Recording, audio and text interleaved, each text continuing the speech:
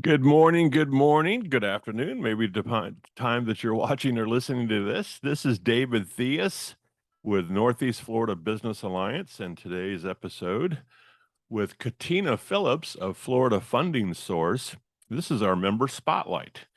If you're tuning in to us on YouTube, please give us a thumbs up if you like the information and share with a friend. Subscribe would be cool.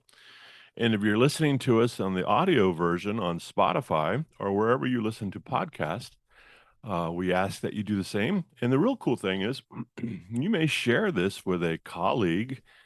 Today's episode will be very important, and we'll find out a little bit more from Katina in just a few moments about funding and finding working capital. And this might be something for yourself. Obviously, tune in, and or a colleague, friend, fellow business owner. David Theus with Northeast Florida Business Alliance. We are a group of professionals and small business owners who reside and work in Clay County, Florida, Duval County, Florida, and St. Johns County, Florida. And that doesn't limit us from doing business in other parts of the state or other parts of the country, but we do reside, live, and work in those three counties, the Tri-County area. And again, we like to say Northeast Florida Business Alliance, the Alliance. So we're going to get started. This is a member spotlight. Part of what we do is we are a member-based organization. And I believe, Dave Theus does, that promoting one another is highly important, especially in today's arena that we find ourselves competitively. Any medium or vehicle that we can use to do so, we want to take advantage of it with technology. So today we're coming to you via podcasting, both audio and video. And the cool thing, in case you're not aware of this, that each one of our members can take this file and use it in their own content marketing arena and spread the word. So pretty cool stuff. So our guest today, again, is Katina Phillips with Florida Funding Source. Good morning, Katina. Good morning. And if you haven't caught on, I keep saying good morning. We come on Saturday morning. Saturday morning, this is what it means to be a small business owner. You work sometimes when other people don't. And in real time, it's 9:10 a.m. And this is about being dedicated and getting up in the morning and doing things that, like I said, some people won't. But we're here on Saturday morning. I'm in Fleming Island, which is a non-incorporated portion of Clay County for those who care. And you're up in Orange Park, aren't you? I am. Okay. So, we're not too far. I don't think I could hit a driver and hit you, but we could, we're No, across but the if we lake. both started driving, we would catch up with each other in about five to 6 minutes. Okay. All right. Well, enough of the gobbledygook. Let's get started. So, Katina, the theme, I know you know this, is we like to start off with a who are you? What do you do? And most importantly, I believe, is why. Why do you do it? And how did you get into this? What was your kind of take the spear and stick it in the ground kind of moment that said, I'm gonna go out on my own and be self-employed and serve my customers? So let's get it started with that. Who are you? What do you do? And why? Go ahead. All right. In that order? Well, I don't care. Mix it up if you want. Or so who am I? Katina Phillips. I am the president and the founder of Florida Funding Source. We have been around. We officially incorporated with the state of Florida in January of 2021. Uh, Prior to that, I was a banker for about 30 years in the Northeast Florida area, covered Clay County, Duval County, Nassau County, St. Johns County, primarily, and focused most of my time and attention during my career on small business. During that time, I was a lender. I managed a branch. I had staff. I've done several different things on the retail side of the bank. I was the head of a business and retail center for a small credit union. So lots and lots of banking experience. And over the course of that 30 years, I would say I went through 10, maybe 11 merger and acquisition type transitions in the banking industry. If you've been around a while, you know. Um, I was a Barnett Bank to Bank of America, or Barnett to Nations Bank to Bank of America employee, a AmSouth to Regions, and then a Compass to BBVA, and then a final transition. And so it was a real roller coaster in banking. And in October of 2020, the company I had worked for about 18 years announced that there was going to be a merger. And I really had a decision to make at that point. Do I want to learn a new system again, prove myself to a leadership team that I'm worth the nice swanky paycheck they're, signing for me every couple weeks? Or am I ready finally to do what I've said for many, many years I'm going to do? And that was when my husband retires, I was going to quasi retire and start a consulting firm. I have now discovered that being a small business owner has nothing to do with semi retirement, but you know what? That's okay. But really just decided to make the decision to go ahead and launch Florida Funding Source. I kind of, straddled the fence for a little while and side gigged this organization to make sure that the idea that I had was as good as I thought it was and that people would actually pay me, because that's kind of an important part of being a small business owner too. When you sign your own paycheck, you want to make sure you can put some zeros on it, right? Yeah. So after about a year of kind of side hustling, if that's what the terminology is now, I felt confident that what I had created in my mind and then put on paper and then out into the universe was working. So I gave up my swanky corporate paycheck and, rolled the dice on myself. And honestly, I don't know why I haven't done it sooner. It's been incredibly successful. And today, I get to do all of the things I loved about what I was doing without all of the corporate. There's a word in my mouth that I shouldn't use on a podcast, but all the corporate stuff. Stuff. Stuff. There you go. I gotcha. Well, So that's go that's who ahead. I am. Okay. You know, I always try to make some notes as people talk about. Let's go back just for a second. You said you've worked with small businesses. Now, the government has an interesting definition of a small business. Where do you think your wheelhouse? What type of in this conversation? I think it's so important in many organizations, whether you call them networking groups or associations or whatever they are throughout your life that you run across. Um, Typically, time is of a constraint when you get to those meetings and so forth, and you've got to develop this elevator pitch, and you've got to be able to cram as much information as you can into a very limited time of speaking. This is a conversation about you, by the way, but in the Northeast Florida Business Alliance, we typically think of ourselves as storytellers, and so you get a little bit more time to talk about what you do, and hopefully to either entice or at least plant a seed with someone. So you said small business owners. How would you quantify or classify? Maybe, without giving names necessarily, is there some types of businesses that you've dealt with in your banking, as an employee career? And what does your wheelhouse look like? Who is a small business person to you? Sure. And I will kind of expand on your question and say banks in general define small business in different ways, but one of the things that was really important to me whenever I launched Florida Funding Source will be apparent when I kind of tell you this story. That's how I became a part of the Alliance. I am a storyteller too. So in banking, the smallest business, the startup, the ones with under $100,000 in annual revenue, those banks or those clients are normally served by either a call center or an employee in a branch. That's kind of, and even some banks under $1 million in annual revenue, that's where those clients go. They go to call center, branch employees, and not that a branch employee isn't fantastic, but they have to know a lot of things. There's not a specialty in small business.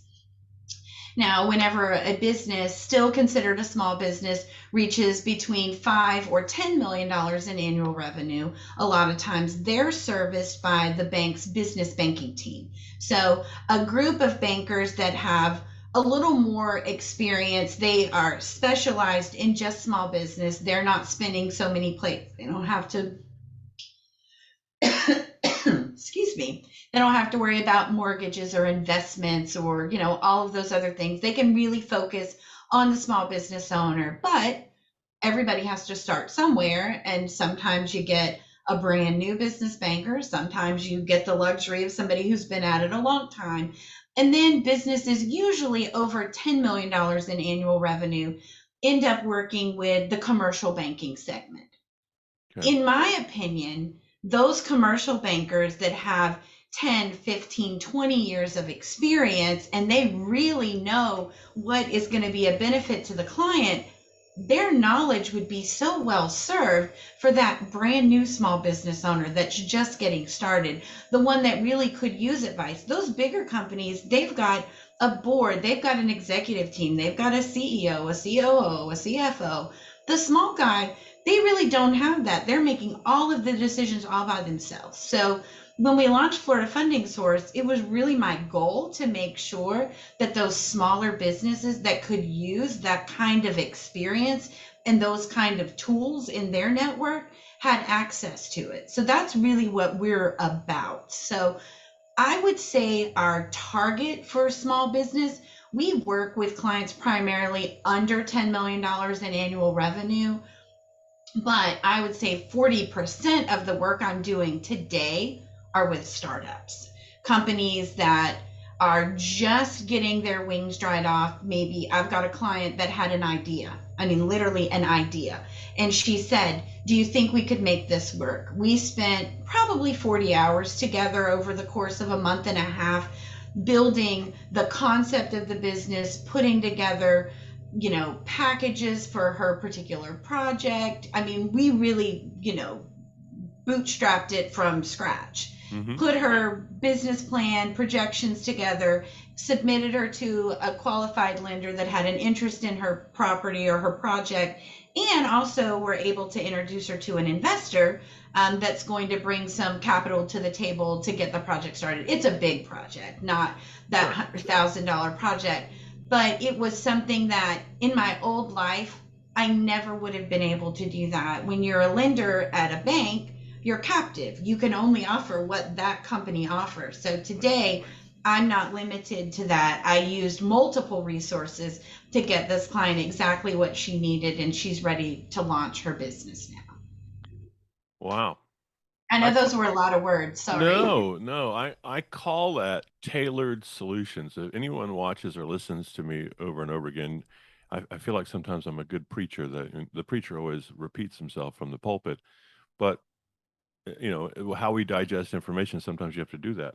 But the cool thing about, I think, being small business people like ourselves, so many of us were corporate folks, and I'm not gonna poo-poo on our corporate brothers and sisters because, as Oh, you I need eloquently them. put, yeah, as you eloquently put, they wrote the swanky paycheck oftentimes, and I think a lot of what you just mentioned is governed by overhead cost, and so you have to delineate entry points for your customers. And it just comes down to, we've got overhead, we've got whatever it costs to run a branch, for example, by the way, multiple branches in a region and in a nation. And you can divide that real quick, that cost, by the number of people we've got working for us. And there's some quick metrics that you can come up with on how much our minimum, our floor, our threshold is going to be to bring someone in to do work with. And obviously from there, the sky's the limit. It goes up, the higher, the better.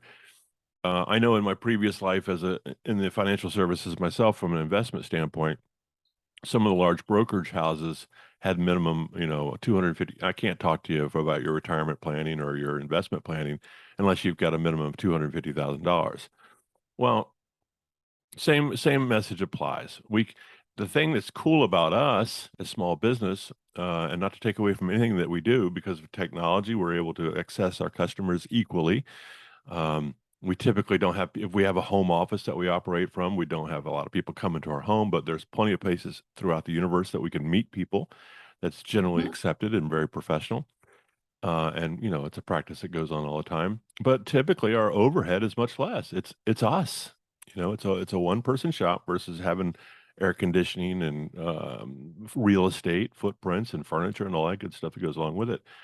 So just naturally, our cost goes down, and therefore our threshold goes down, and our barriers of entries come down, and we can actually service more people. And as you said very nicely, service the people that really need the help with expertise that you bring over 30 years to the table that they couldn't even walk in the door. As soon as they walked in the door and said, listen, I'm thinking about bootstrapping an idea, and I need your best guy, your best gal for the job. Well, Katina's got 30 years, but she doesn't have time for you. She can't talk to you because you're not a big enough client. That's not good. So I applaud you. It's always interesting when you try to make that decision to jump to being self-employed. I won't go into detail about some of the conversations that you and I had, but there is a certain fear factor because it's an unknown. But the reality is you've been doing this for a long time. And I, I, I think when we make that decision, the fear factor is, can I do it? Can I really do it? But then we forget that we've been doing this for 30 years. And it Right. just, the one piece that we haven't had to worry about, someone else took care of, but it is doable, obviously. And I think your story um, has been a resounding yes, that people are interested in what you're doing. So help us understand. You've given us an idea of your client, what that person looks like as far as the size and scope. Um, and you touched on some of the value proposition that you bring to the table, but can you get a little more detail about some of the stuff that you may each step of the process, whether it be business planning or um, looking at their financials, what might help the guy who doesn't know this? Talk to me like I'm not really sure what you do. Tell me about some of the steps. Sure. And because we can really customize the service based on what the particular client needs, we start with a discovery call. I get on a Zoom call with the prospective client and we have a conversation.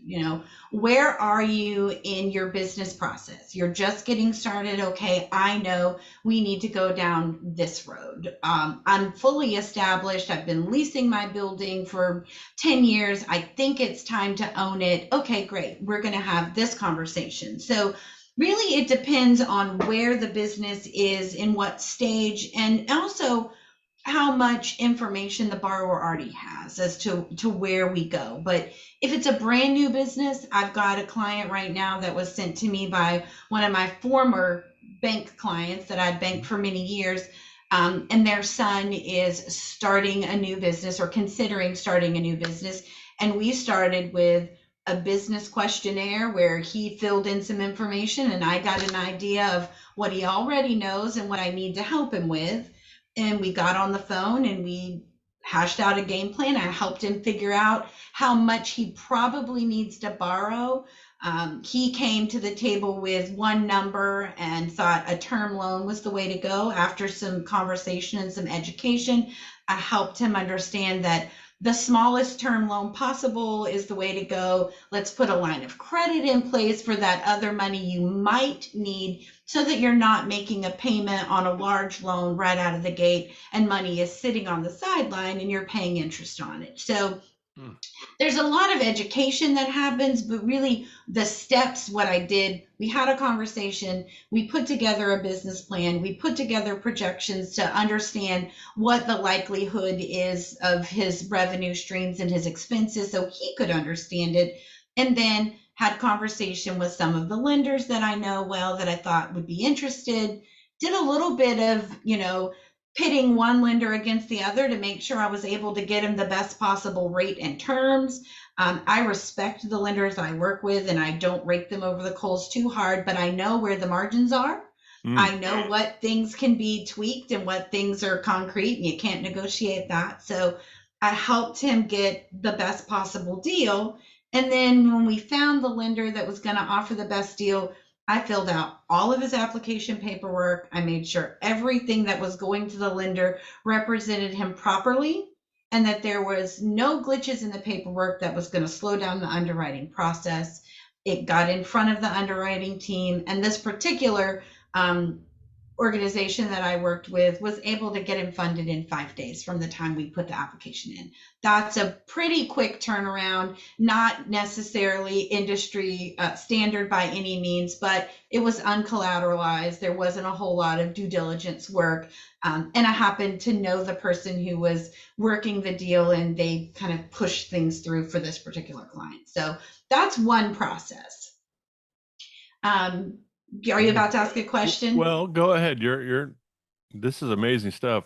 I've got a note written down so I won't lose it. So go ahead, Dave. Okay, right. So that's kind of the startup guy, from I have an idea to, okay, let's get you fully functional. We also helped that particular client file their articles with the state, get their operating agreement in place, get their EIN number, just simply because I know how to do that. It's not necessarily a service that we advertise, hey, call me if you need that.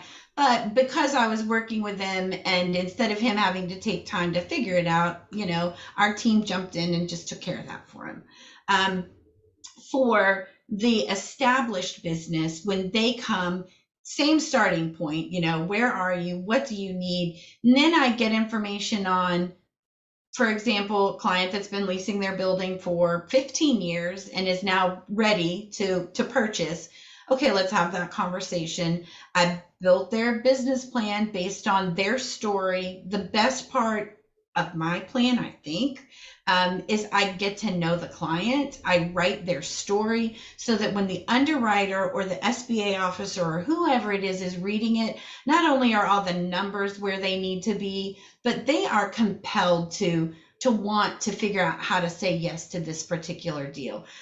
Contrary to popular belief, underwriters are humans, and they actually have feelings. And so if you can tell the story in a way that the underwriter is rooting for the small business owner, there's no downside to that.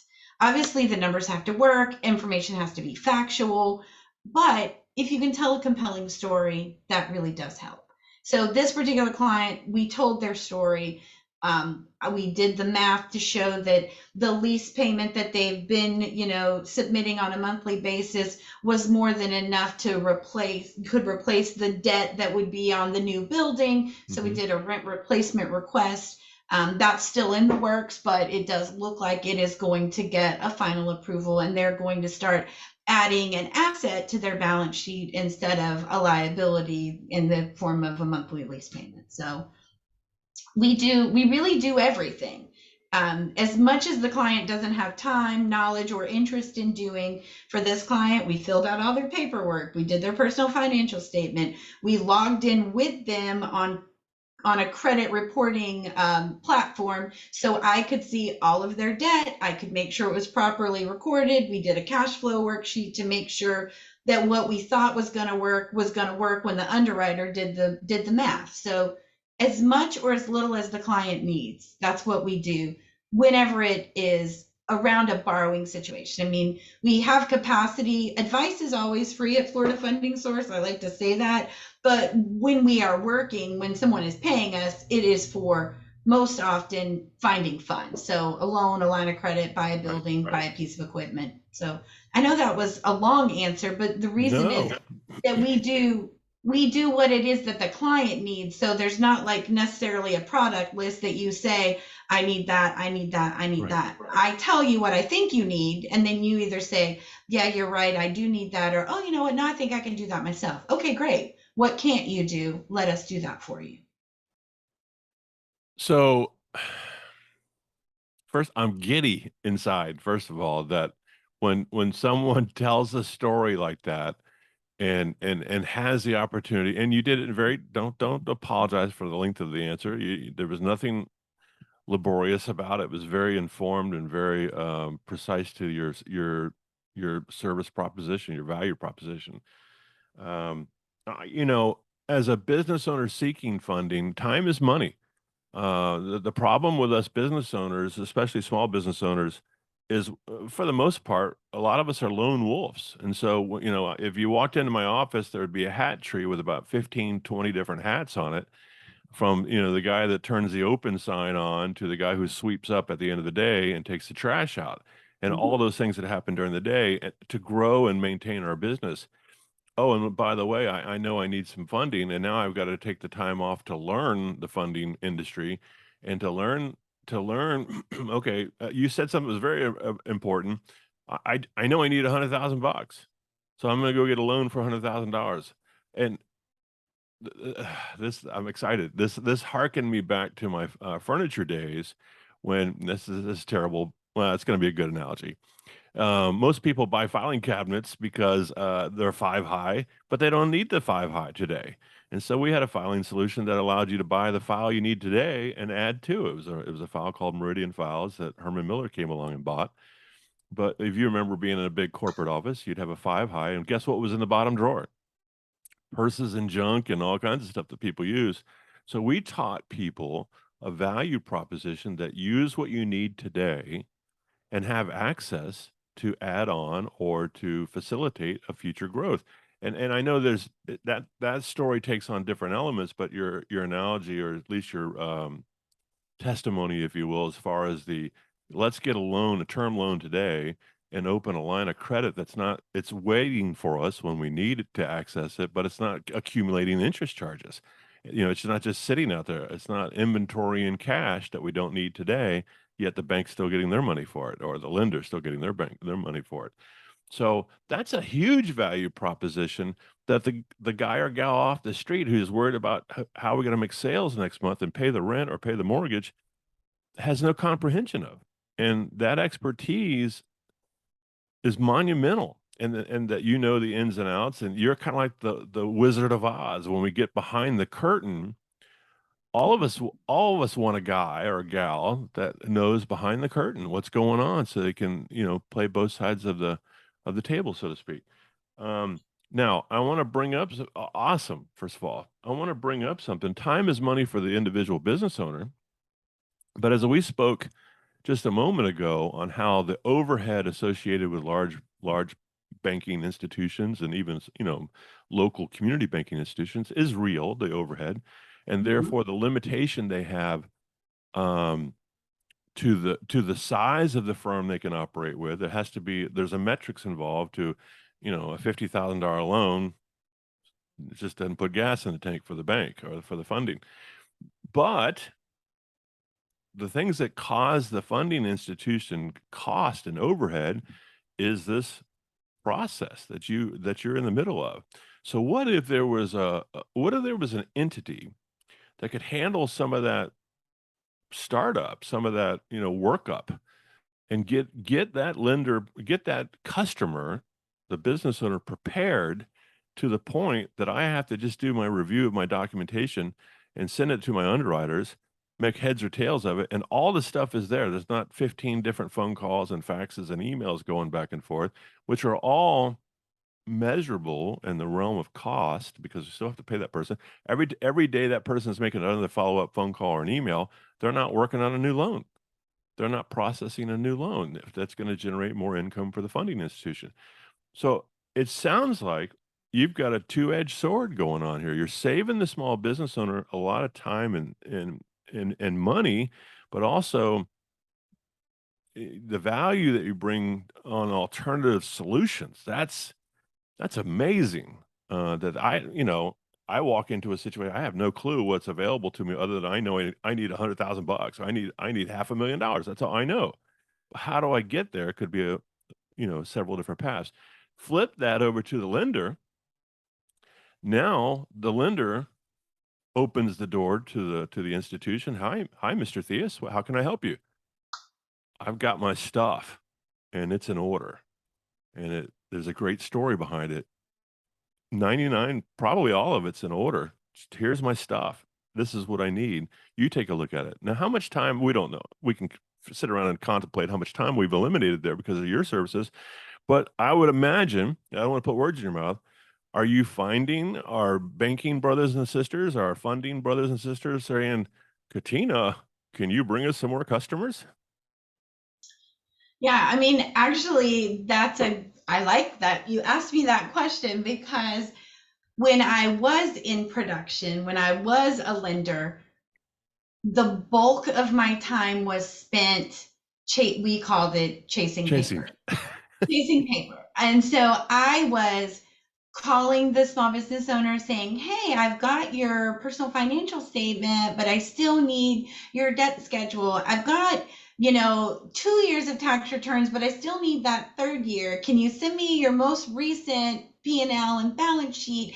You chase. Well, everything has a date requirement. They need to be within a certain time period. And inevitably, on a lot of packages, that first piece of paper you got from the client that was dated for the day they sent it to you, by the time you Time lapse. Oh, get the last piece of paper, your first piece of paper is out of date.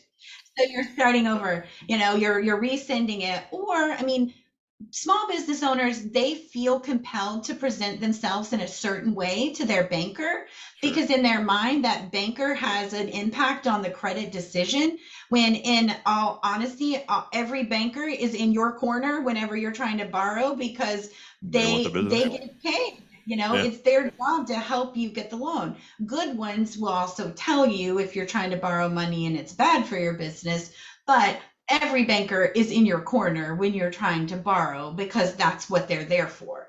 But the time frame is difficult. The small business owner won't call their banker and say, I'm looking at this form and I don't understand what this is, because in their mind they also need to present themselves as strong as possible to the banker. Right. So it delays processes. Sometimes the business owner doesn't necessarily want to send a particular document because they know that that's the piece of information that might hang up their deal, which is, it's just a natural tendency to kind of withhold that information because you have some fear.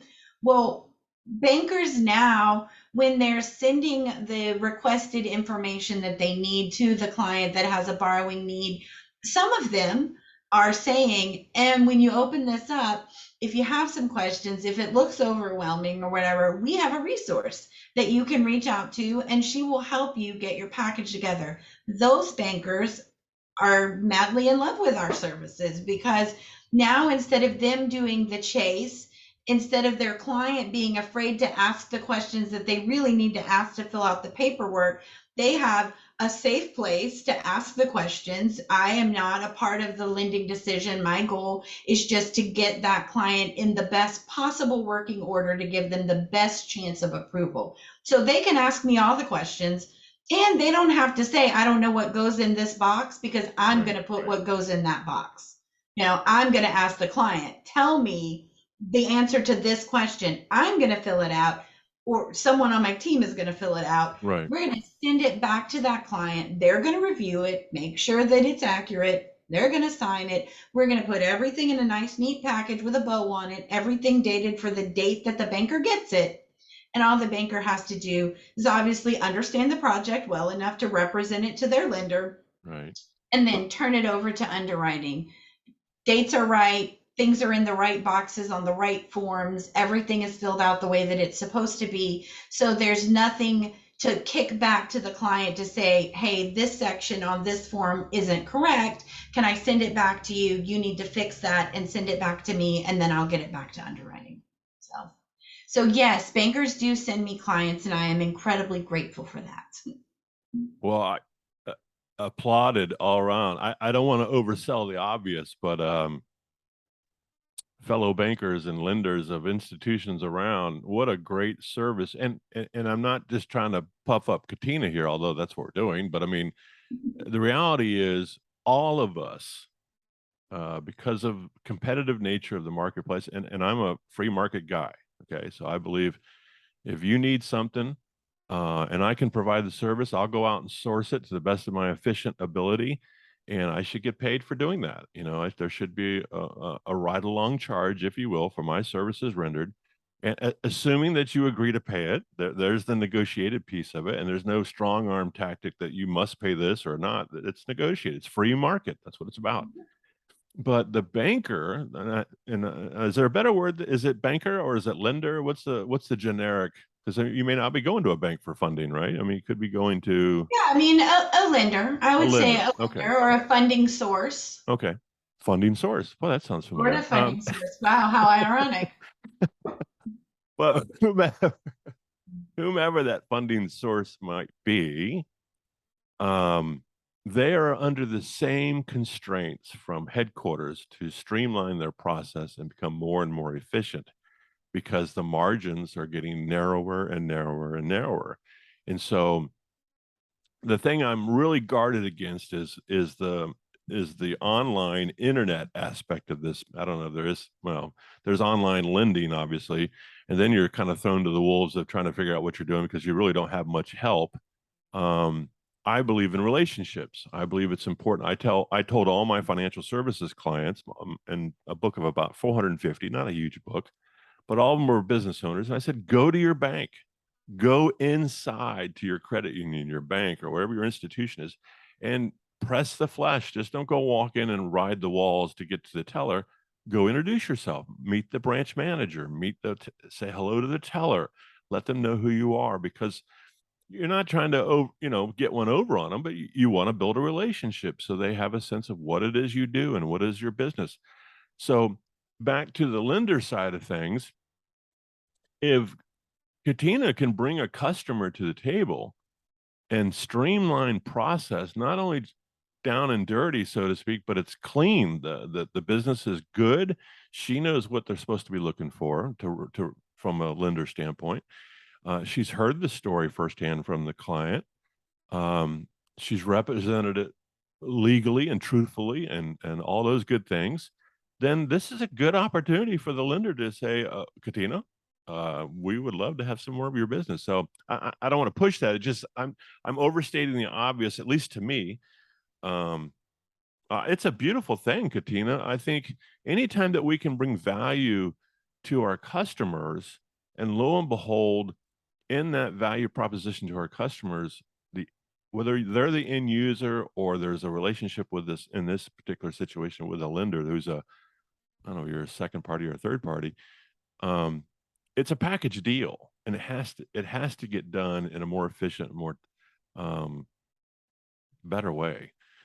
That's what a cool story.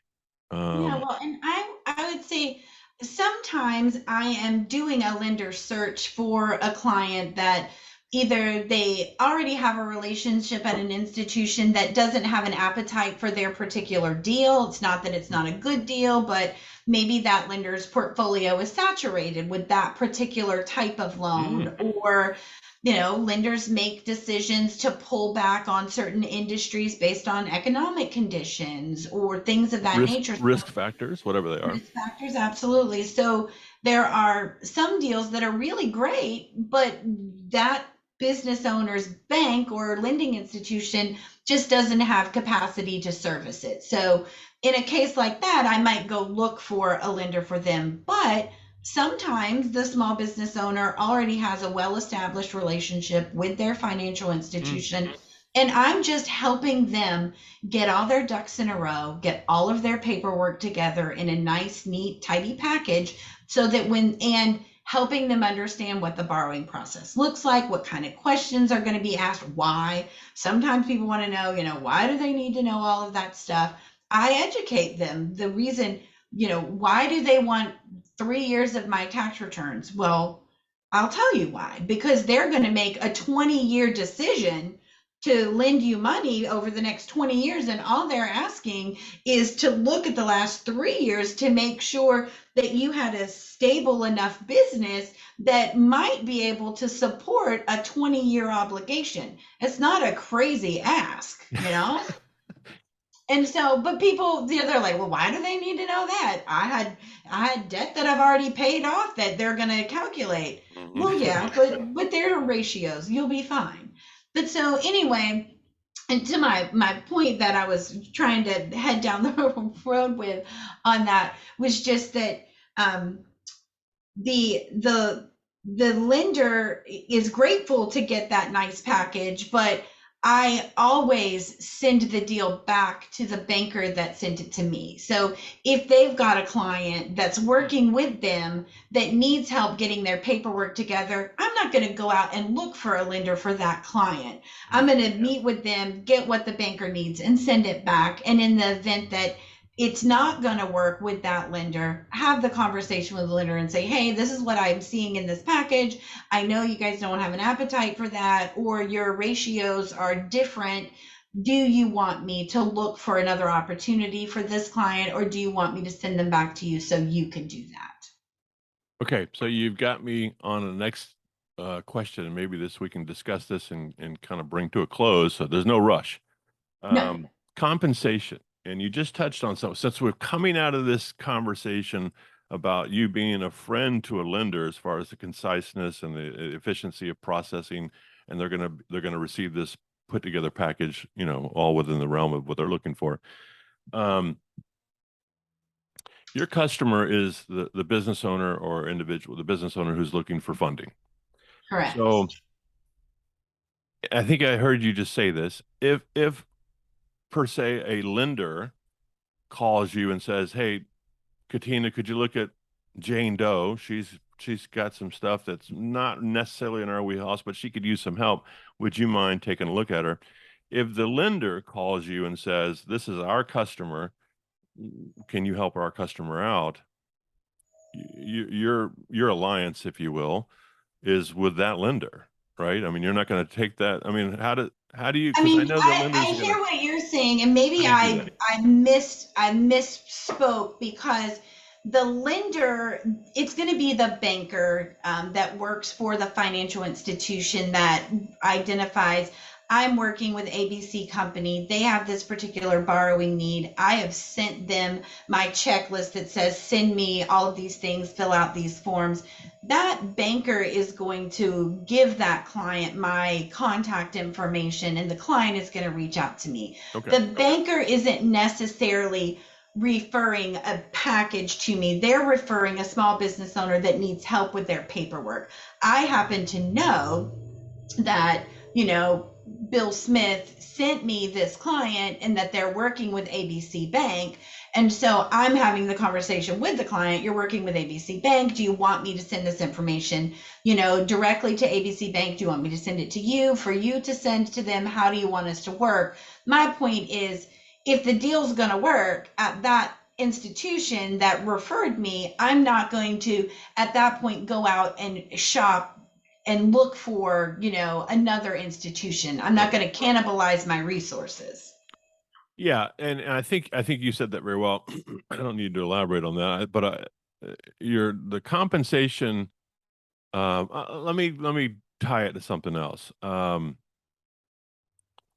And I asked this question because I too come from a financial services background, very compliant, very transparent. I always felt it was very important to be transparent with my customers, like you do. And so, um, a portion of my business was in long-term care industry.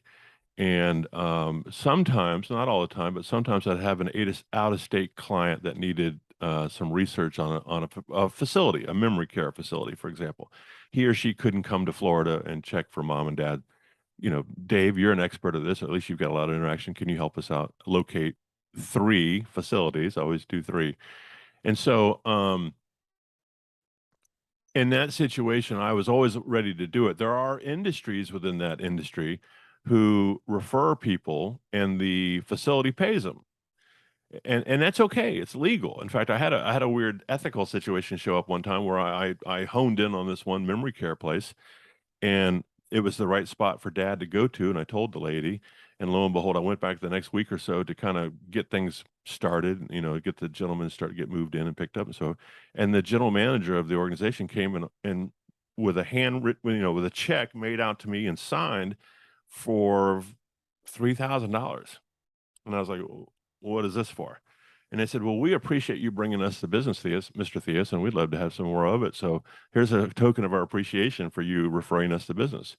Well, it's legal, okay, but I had a little bit of an ethical problem suddenly in front of me because I never told my client, I never disclosed to my client that, oh, by the way, I'm referring you to this place because they're going to pay me $3,000. That was never the relationship anyway, but I felt in the sense of transparency. So I was kind of Mhm. young in the industry. I called my broker dealer and I said, okay, here's the situation. I haven't accepted the check. What do I do? And they said, well, first of all, Theus, what's your gut say? And my gut says, I don't think I should take it. It's not illegal, is it? And they said, no, it's not illegal, but you should be transparent to your customer and say, by the way, this entity is going to pay me a referral fee. Nothing wrong with that. We do that in business all the time. And so in that moment, I felt like, well, I never told her that was going to happen. I didn't know it was going to happen. And so I'm going to refuse a $3,000 check. It's funny. I've brought this up before. Other people are like, you did what? You Yeah. refused $3,000 made out to you, signed. And I said, yeah, I did, because I don't want to say the word ethical, because it was legal. It's just I wasn't fully transparent. So now that I've Yeah. spun this No, web. well, and I would say to you, I spent 30 years in the banking industry saying no thank you to those types of things, Yeah, because there are lots of lender organizations, things out there that absolutely pay a referral fee. But as a captive banker, it was never appropriate for me to accept a referral fee. So anytime I had a package in front of me that wasn't well served at my institution, and I went out and found them another lender, really out of service, not out of obligation, because no bank expects you to find, your no's a yes somewhere else. But I always did.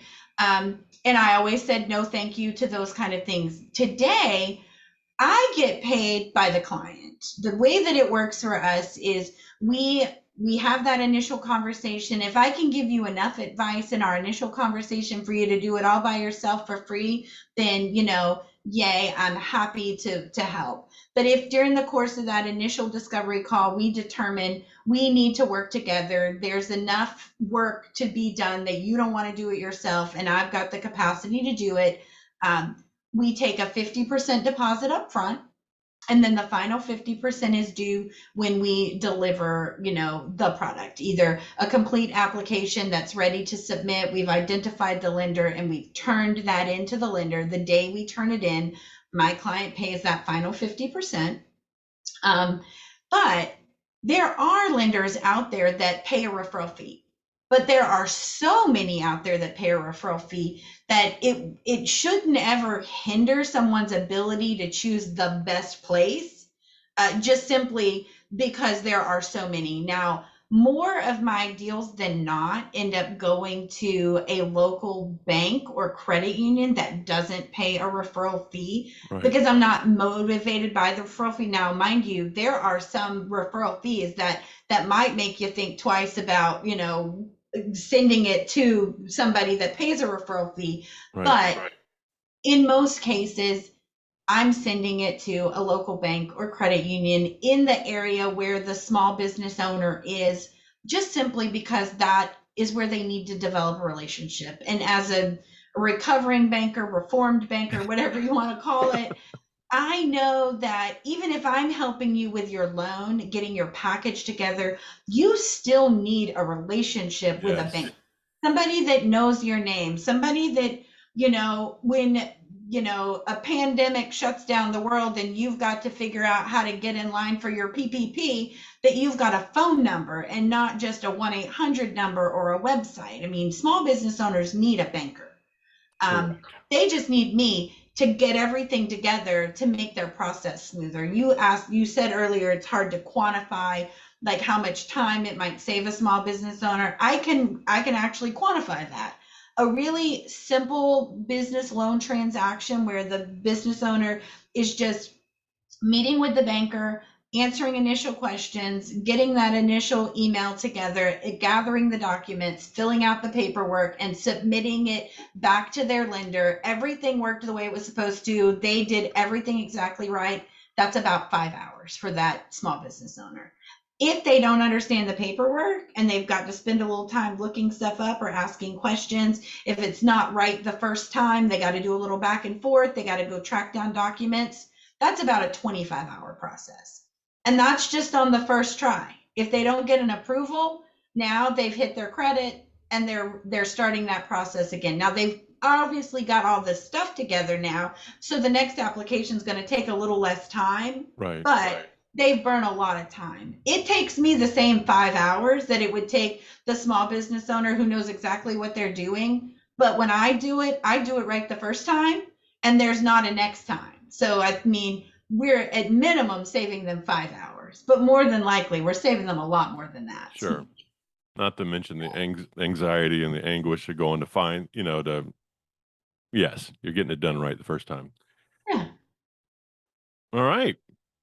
I think this is a pretty good call today. Is there anything before I get ready to wrap up that you feel like you want to share as far as getting in contact with Katina?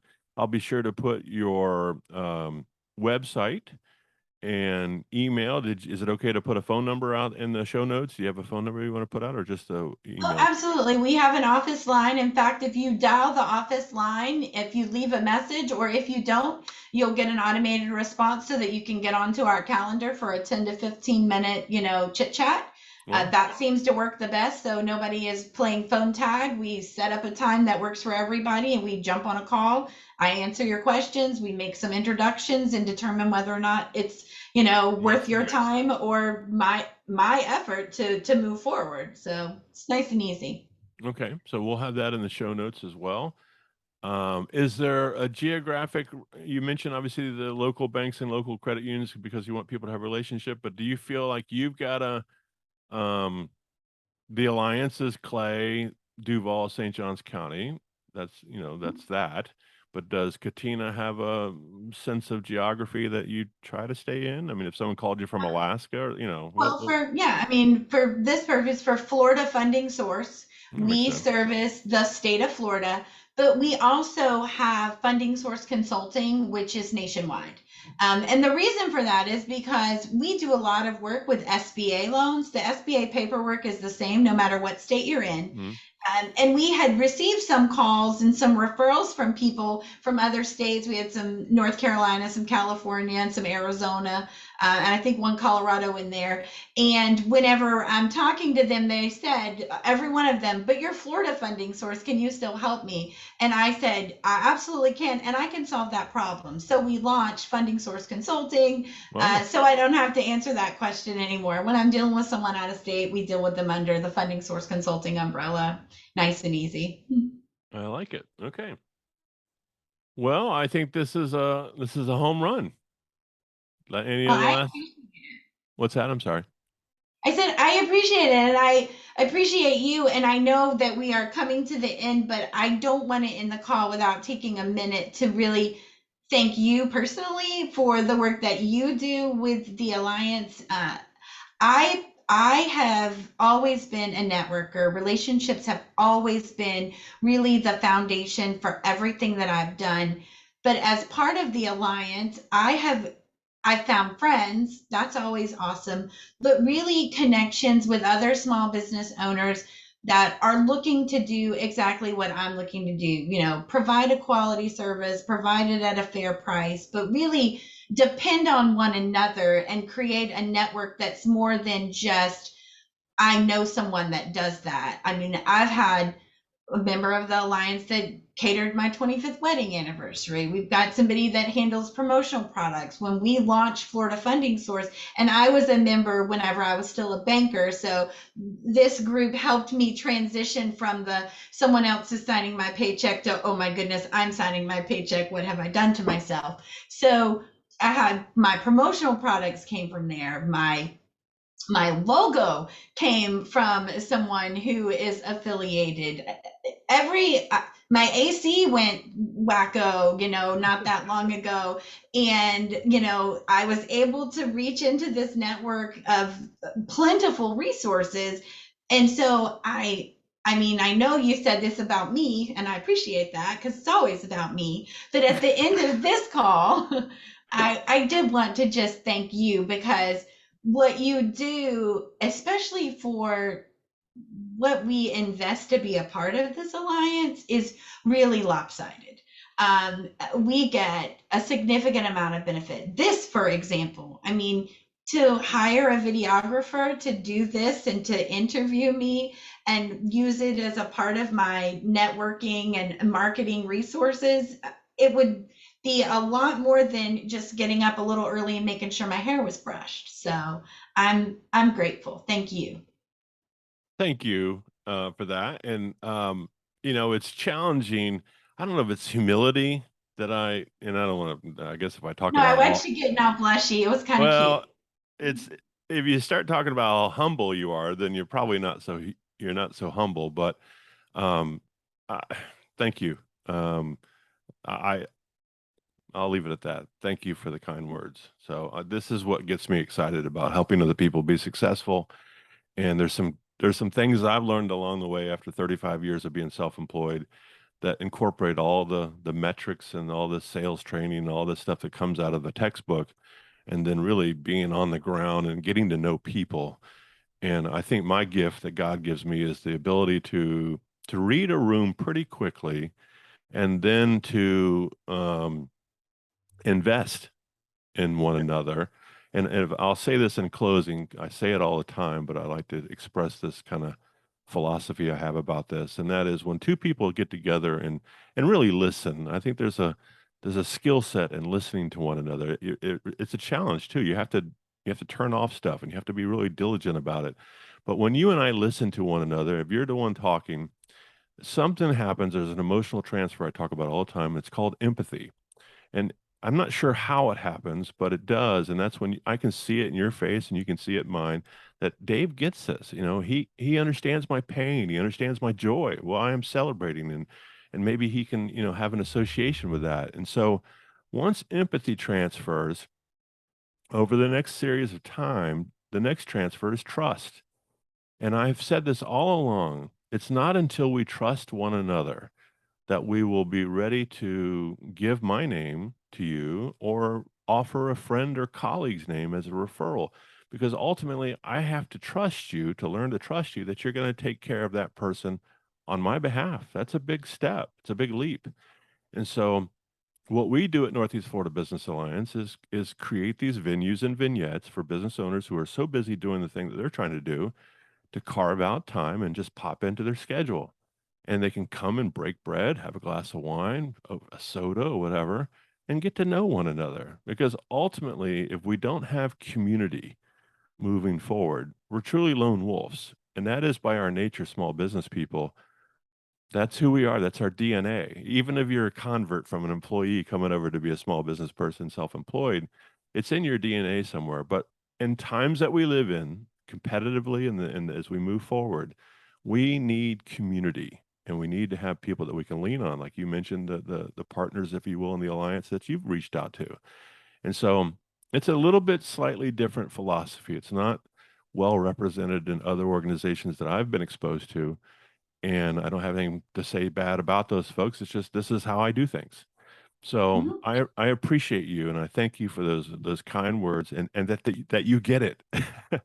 Sometimes we do this, and people you look at them like they don't understand what we're doing, but that's okay. No, I think that the relationships and the business that gets done inside the alliance is different from most because it's really organic. There's no you must call the person you know from this group. We spend enough time with each other to know the content of the small business owner that we are referring ourselves to, that's a big deal. But then putting our name on them, it's done because we choose to, not That's because right. there's some level of expectation. I think that that is resounding. Well, and I've been spoiled to work in a career path that's put me in front of a lot of professionals, and professional, that's not a, I don't like to use that word just loosely. Professional Mhm. is someone who understands that their time and your time is very valuable. So we're not going to waste it. And we're going to provide as much valuable value as possible to our relationship. And I've just been fortunate to be around a lot, working for Herman Miller, a large Fortune 100 company, to John Hancock, the Signator investors. Those aren't the biggest companies, but there's some pretty sharp professional, people that believe in value proposition to their customers. And so, and I think my mother and father get credit for that, and God gave me some skill set too. So, all right. Well, before I get down the road and start sermonizing, I'll stop there. But I again thank you, Katina, so much for your time and spending with me this Saturday morning. And I'm going to let you get back to the rest of your Saturday and your weekend. And as I always like to say to folks, be prosperous and productive this week. I don't believe in good luck. The things that we do is because we get up every morning, go to work, and serve our customers. And as always, stay vigilant. And until next time we see each other, peace out. Peace out. See Oh, you I can. later. Bye bye. Bye.